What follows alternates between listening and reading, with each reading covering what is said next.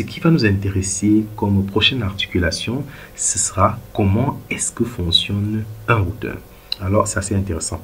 C'est principalement grâce à sa table de routage que le routeur peut effectuer sa fonction. C'est très important ce qui vient d'être dit. Pourquoi? Parce que le routeur se base exclusivement sur sa table de routage pour envoyer des paquets à leur destination. Alors, lorsqu'on dit que le routeur route, lorsqu'on dit que le routeur effectue l'action du routage, qu'on peut aussi remplacer par router, l'action de routage, routage, router, on peut les intervertir. C'est grosso modo la même chose, bonnet blanc, blanc, bonnet, comme on dit très souvent. Donc, alors, le routeur effectue le routage parce que justement, il a une table de routage. Je pourrais dire que c'est l'élément le plus essentiel au niveau du routeur ici. Parce que sans table de routage, le routeur ne peut pas effectuer sa fonction. Alors, donc, basiquement, la table de routage est une collection de routes. Alors, on a dit, le routeur a besoin de la table de routage pour effectuer sa fonction. Et la seconde phrase, si on veut la comprendre plus simplement, il faudrait tout simplement dire que la table de routage d'un routeur contient des routes. Alors, donc, une route, c'est quoi? C'est grosso modo une destination plus un moyen pour y aller. Nous allons y revenir sur les prochaines slides. Alors, donc, la destination est alors une adresse réseau et le moyen d'y aller, une interface sortie du routeur ou alors une adresse de prochain saut. C'est quoi le prochain saut? Dans une topologie à plusieurs routeurs, le prochain saut sont le ou les routeurs adjacents à un routeur local.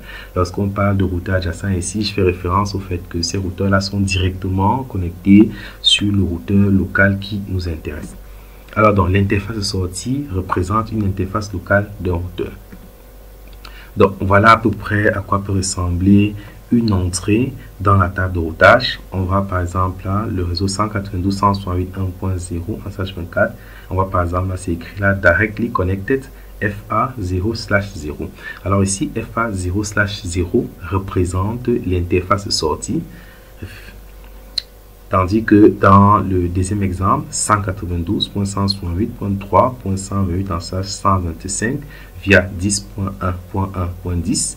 Alors, 10.1.1.10 représente ici ce que nous on appelle le prochain saut. Ok, ne vous inquiétez pas, on verra en détail dans les slides suivantes tout ce que ça signifie. Alors donc, on est toujours dans la mouvance de comment est-ce que fonctionne le routeur. Ce que nous avons ici à l'extrême gauche, c'est le contenu de la table de routage de notre routeur ici. Nous voyons par exemple là que nous avons un réseau 10.1.1.0/24. De l'autre côté, nous avons un autre réseau 11.1.1.0/24. Et en dessous, connecté sur l'interface FA2, nous avons le réseau 12.1.1.0/24. Alors donc, vous pouvez imaginer que chaque PC ici, en fait, est dans un département. Ok? Alors donc, si par exemple nous avons une application dans le PC qui a l'adresse IP 10.1.1 en /24, ok, et que justement cette application là voudrait communiquer avec notre application qui se trouve dans le PC ici qui a l'adresse IP 12.1.1.2, alors qu'est-ce que l'application de notre premier PC fera? Il va générer un certain nombre, il va générer une donnée qui sera segmenté en petits morceaux sur lesquels on va ajouter des entêtes d'encapsulation. Ok. Alors, donc, l'une des entêtes d'encapsulation qui va nous intéresser ici, l'entête du paquet, c'est l'entête IP version 4. Ok. Alors, le PC1, par le PC1, ce PC-ci, qu'est-ce qu'il fera? Il va donc générer une entête d'encapsulation du message. Bon, on n'a pas mis le message ici justement pour simplifier la chose. L'adresse IP source étant 10.1.1.1, qui est l'adresse IP de notre PC ici. Et la destination, c'est le 12.1.1.2 qui est le PC d'intérêt ici en dessous. Alors, lorsque notre premier PC enverra son paquet vers le routeur qui est ici, qu'est-ce qu'il va faire? Notre routeur va s'intéresser principalement à l'adresse IP de destination du paquet qu'il vient de recevoir, entrant par son interface FA00. Il verra que l'adresse IP de destination, c'est 12.1.1.2. Qu'est-ce qu'il va faire?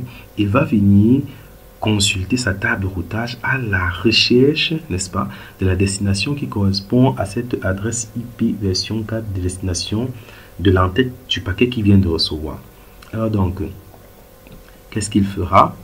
Il voit par exemple ici qu'à l'intérieur, nous avons 12.1.1.0 en sage 24 qui est connecté sur l'interface FA2. C'est comme ça qu'il va falloir interpréter le contenu de cette table de routage. Donc nous avons le réseau 12.1.1.0 en sage 24 qui est connecté sur l'interface FA2. Le réseau 11.1.1.1.0 en sage 24 qui est connecté sur l'interface FA1. Et le réseau 10.1.1.0 en sage 24 qui est connecté sur l'interface FA0.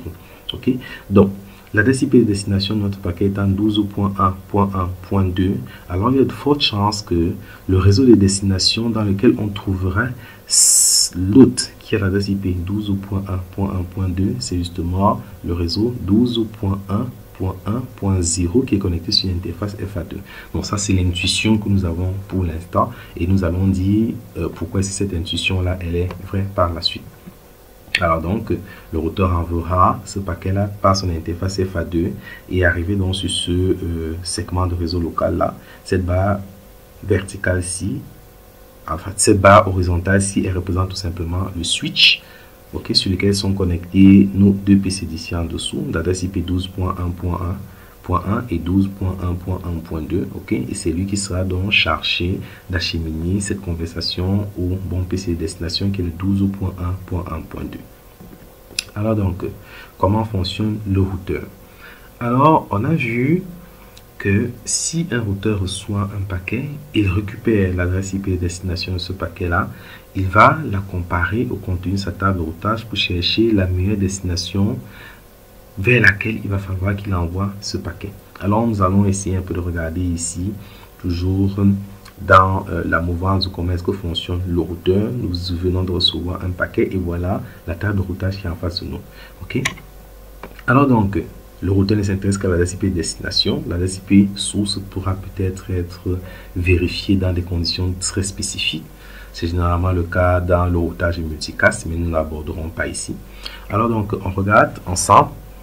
On voit ici que l'adresse IP destination du paquet c'est 12.1.1.1.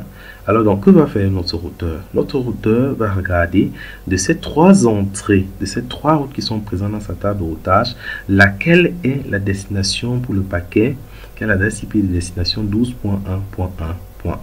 Ok? Est-ce qu'il va falloir qu'il envoie ce paquet-là par l'interface FA0 ou par son interface FA1 ou alors par son interface FA2? Donc, on a trois possibilités. Laquelle choisir? Alors, il faut remarquer quelque chose ici. Dans la table de routage, la destination ressemble grosso modo à une adresse réseau avec un masque de sous-réseau. Ok, /24. Alors donc ici, il ne faut pas interpréter ce /24 comme étant le masque de sous-réseau. Je préfère plutôt que vous l'appeliez la précision.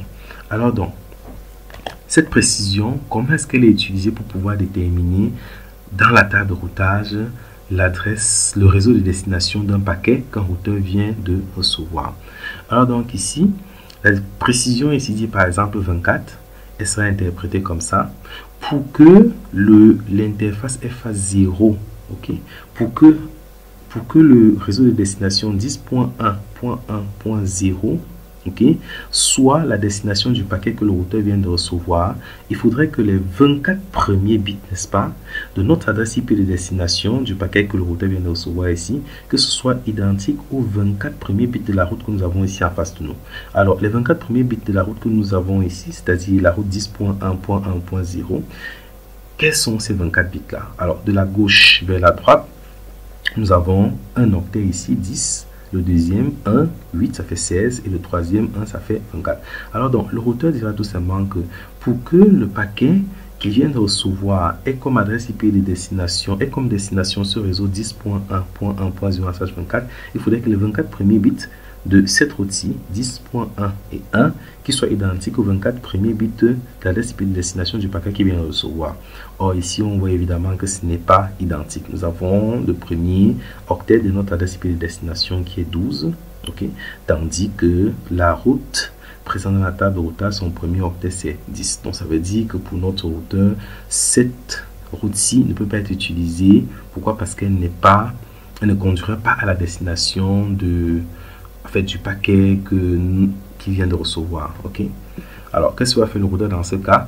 Lorsque la première destination, lorsque la première route ne correspond pas, il va aller regarder la route qui suit et ainsi de suite, ce qui tombe sur une correspondance parfaite pour envoyer le paquet à sa destination. Alors, dans le même raisonnement appliqué dans le cas de la route 11.1.1.0/24, il faut que les 24 premiers bits de cette route-ci, 11, 1 et 1, que ce soit identique aux 24 premiers bits de l'adresse IP de destination du paquet qui vient de recevoir. Alors, une rapide comparaison des premiers octets fait déjà même voir qu'il n'y a pas de correspondance possible. Pourquoi? Parce qu'ici, le premier octet c'est 12 contre 11 de ce côté-ci. Alors donc, la troisième route, c'est celle-là qui sera utilisée. Pourquoi? Parce qu'on peut bien se rendre compte que les 24 premiers bits de cette route-ci, de la 12.1.1.0/24, qu'ils sont identiques aux 24 premiers bits de l'adresse IP de destination de notre paquet. Dans les 24 premiers bits, 12, 1 et 1. Au niveau de la route, nous avons également 12, 1 et 1. Ça veut dire que cette route correspond. Et qu'est-ce que le routeur va faire? Il va tout simplement envoyer ce paquet-là par son interface FA2. OK? Alors donc, on est toujours dans la mouvance de comment fonctionne un routeur. J'ai dit que ici, on a une route avec sa précision. Alors donc maintenant, que se passerait-il si dans la table de routage, on avait plusieurs routes qui correspondaient à l'adresse IP de destination d'un paquet que le routeur venait de recevoir? Alors, regardons donc dans un premier temps. Alors donc, on voit par exemple ici qu'avec ce que nous avons dit un peu plus en arrêt dans la slide précédente, on voit par exemple que la première route 10.0.0.0/8 correspond à ce paquet-ci. Pourquoi? Parce que le premier octet, les 8 premiers bits de la route sont identiques aux 8 premiers bits de l'adresse IP de destination du paquet que le routeur vient de recevoir. On voit bien qu'ici nous avons 10 et 10. On regarde au niveau de la deuxième route, nous avons 10 et 1 puisqu'on a demandé les 16 premiers bits. On voit également que l'adresse IP de destination, c'est 16 premiers bits, c'est 10 et 1. Et le même raisonnement appliqué pour la troisième route, on voit qu'il y a une correspondance. Alors, dans une situation comme celle-ci, la première des choses que le routeur va considérer ici, ce sera quoi? Ce sera la route qui a la plus bonne précision. Alors, ça signifie quoi? Si c'est que nous avons trois routes qui peuvent être utilisées comme destination pour un paquet que le routeur vient de recevoir, ok, la route qui sera utilisée par notre routeur, ce sera la route qui aura la préférence la plus longue. Ok? Alors donc, quand je parle de préférence, je parle de précision aussi, pas de préférence, parlons de précision. Ok? La précision la plus longue. Alors donc, on voit ici là que toutes ces précisions aussi des trois routes dans notre table de routage, nous avons 8, 16 et 24. Le routeur va donc dire ok. Dans le cas où le paquet qui vient de recevoir peut avoir comme destination ces trois routes-ci, ok, il va chercher la route qui aura la précision la plus longue. Ok. Alors ici, qu'est-ce qui va se passer? Ça veut donc dire tout simplement que dans un premier temps, même si la correspondance est faite à la première route, sa précision est moins bonne que la deuxième route. Ok. Même si la deuxième route correspond également à notre paquet qu'on peut utiliser pour l'envoyer vers sa destination. Ok, sa précision est moins bonne que celle de la troisième route. Alors, qu'est-ce que va faire le routeur?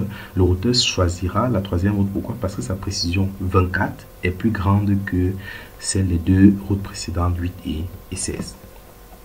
Ok, alors on dit dans le cas où plusieurs entrées correspondent à l'adresse IP de destination, celle qui est choisie a nécessairement la correspondance la plus longue. On parle de la meilleure précision. Ok, alors donc, toujours dans comment est-ce que fonctionne le routeur? On se pose aussi la question de savoir, dans le cas où plusieurs entrées correspondent à l'adresse IP de destination et que la longueur de préfixe, si on veut, la précision de chaque route est identique, que fait le routeur en ce moment? On dit que le routeur sélectionnera la route qui a la plus petite préférence. Alors donc, on voit ici, c'est presque la même situation, sauf que, regardez bien, au niveau de la deuxième et la troisième route, nous avons la même précision, 24 et 24 dans les deux cas. Ok. Alors en ce moment, qu'est-ce que le routeur fait? Il faut bien préciser que de façon ultime, le routeur aura toujours tendance à utiliser la meilleure route. Ok. La meilleure route, ça veut dire que généralement c'est une route. Ok. Alors donc ici, il va falloir qu'il puisse trancher entre ces deux dernières routes, c'est-à-dire la 10.1.1.0/24, la 10.1.1.0/24. Donc ils ont la même précision. quelle est donc la route que le routeur va choisir? Alors donc, la table de routage aura encore un autre élément qui va permettre au routeur de pouvoir prendre sa décision de sélection de meilleure route. Ce sera la préférence. La préférence ici, tout simplement, c'est la préférence en réalité. Ok? Donc, comment est-ce qu'on peut l'expliquer tout simplement? Si c'est que vous avez faim, je peux prendre un exemple aussi banal que celui-là, vous êtes affamé et vous avez envie de manger, on vous présente en face de vous un hamburger de côté et peut-être une banane de l'autre côté. Je crois que vu les grosses publicités que nous avons à regarder à la télé et ainsi de suite, la préférence des personnes ira beaucoup plus vers le hamburger que par exemple la banane qui vient de recevoir. Bon, pourquoi? Je ne sais pas, coup de pub. Ok. Alors donc ici, le routeur est presque dans la même situation. Les deux aliments peuvent permettre de vous rassasier, peuvent vous permettre en fait, disons que les deux aliments peuvent vous rassasier, mais seulement parce que vous avez subi un trop gros coup de pub. Je pense que la plupart prendront par exemple le McDonald's. Pourquoi? Parce qu'ils auront une préférence beaucoup plus forte pour cet hamburger que par exemple un doigt de banane qui est beaucoup plus bon, entre guillemets. Je n'ai pas envie d'entrer dans les débats des végétariens, ceux qui mangent la viande. Ok, mais c'est juste pour vous faire avoir un peu la notion de préférence. Alors ici, le routeur va chercher la route qui a la préférence la plus petite. Donc on pourrait par exemple dire que la première route là, 10.1.1.0/24, dont la préférence c'est 10, on pourrait dire par exemple que c'est une banane, et celle qui est en dessous, donc disons que la première route là, que sa préférence est 10, on dirait par exemple que c'est un hamburger, et la deuxième route, la troisième route, autant pour moi, qui est ici en dessous, la de préférence 100, on pourrait par exemple dire que c'est une banane. Ok, alors donc si c'est qu'on place quelqu'un qui a été tellement nourri à la pub, je pense que la première chose qu'il devrait commencer par faire, c'est quoi? S'il a faim, il prendrait effectivement un hamburger de côté. Alors qu'est-ce qui va se passer? Alors même si dans le premier cas, n'est-ce pas, la première route, elle peut être utilisée comme route pour pouvoir envoyer le paquet à sa destination, elle ne sera pas utilisée. Pourquoi? Parce que en termes de précision, sa précision 8 est plus faible que la précision des deux autres routes qui vont suivre, c'est-à-dire A24-24. Bon, maintenant, dans les deux routes qui vont suivre, on a dit que le routeur préférera la route qui a la préférence la plus petite, dans le cas où les précisions sont identiques. Alors donc, la première, elle est bonne. La deuxième ne peut pas être choisie. Pourquoi? Parce que justement, sa préférence, la préférence de la troisième route est plus grande que celle de la deuxième route. Donc, le routeur choisira la deuxième route. Alors, donc maintenant, dans le cas où nous avons des routes qui peuvent correspondre à un paquet, ok, c'est-à-dire que ces routes-là ont la même précision, elles ont la même préférence. Alors, comment est-ce que le routeur devra encore départager pour chercher la meilleure route dans ce cas? Alors, donc, il faut comprendre que il va utiliser un autre élément, bien sûr. Ok, on peut se rendre compte que notre table de routage s'est encore agrandie avec une autre colonne. On a précisé ici la métrique. Ok, alors donc, le routeur, dans le cas où il se trouve avec dans sa table de routage plusieurs routes de même précision, de même préférence, la meilleure route pour lui, ce sera la route qui aura la métrique la plus petite. Alors la métrique ici c'est quoi? La métrique, c'est tout simplement, je vais dire ça comment? La métrique, c'est juste, on peut la prendre un peu comme l'évaluation de la distance qui sépare un routeur d'un réseau. Ok, alors donc le routeur est un peu paresseux, il cherche toujours le chemin le plus court pour atteindre le réseau de destination. Ok, alors lorsqu'on parle de métrique, le routeur va préférer la route la plus courte qui le mène à la destination. Alors donc ça veut seulement dire quoi? Que la métrique la plus petite, ce sera celle-là que le routeur va devoir utiliser. Ok, alors donc dans le cas où plusieurs entrées correspondent à l'adresse IP de destination et que les longueurs de préfixes et préférences de route sont identiques, alors la route ayant la métrique la plus petite sera la meilleure route. Ok, alors la première route n'est pas utilisée déjà. Pourquoi? Parce qu'au niveau de la précision, elle est moins bonne que les trois qui vont suivre. La deuxième, elle peut être utilisée, mais elle ne sera pas utilisée. Pourquoi? Parce que même si elle a une bonne précision, et que sa préférence est identique à celle de la dernière route, sa métrique par contre est plus grande que celle de la dernière route, donc on ne peut pas l'utiliser. La troisième route a déjà raté. Pourquoi? Parce qu'au niveau de la préférence, sa préférence est plus grande que celle de la deuxième et la quatrième route. Et finalement, donc, seule la quatrième route sera utilisée. Pourquoi? Parce que c'est elle qui respecte toutes les conditions nécessaires. Elle a une bonne précision, elle a une bonne préférence. Sa métrique est également aussi la plus petite. Ok. Alors maintenant, si c'est qu'on arrive dans une situation où, n'est-ce pas, on a plusieurs routes dans la table de routage de même précision, de même préférence et de même métrique, qu'est-ce que le routeur fait? Est-ce qu'il y a encore une autre colonne qu'on va devoir ajouter dans la table de routage? Non. Dans cette situation, si c'est que tous ces critères-là sont identiques pour plusieurs routes, le routeur fera ce qu'on appelle un équilibrage de charge. C'est-à-dire quoi? C'est-à-dire qu'il va utiliser ces deux routes-là comme destination pour pouvoir envoyer les paquets d'un réseau vers un autre. Alors, la première route n'est pas utilisée. Pourquoi? Parce que la précision est moins bonne que toutes les autres routes. La deuxième route, pourquoi est-ce qu'elle n'est pas utilisée? Sa métrique est plus grande que celle de la quatrième et la cinquième, même si c'est que la préférence est bonne. La troisième route également, sa préférence est plus grande que celle de la deuxième, quatrième et cinquième. Tandis que la quatrième et la cinquième route ont exactement les mêmes paramètres. Alors en ce moment, qu'est-ce que le routeur fera? Il fera tout simplement un équilibrage de charge. On parle également de load balancing.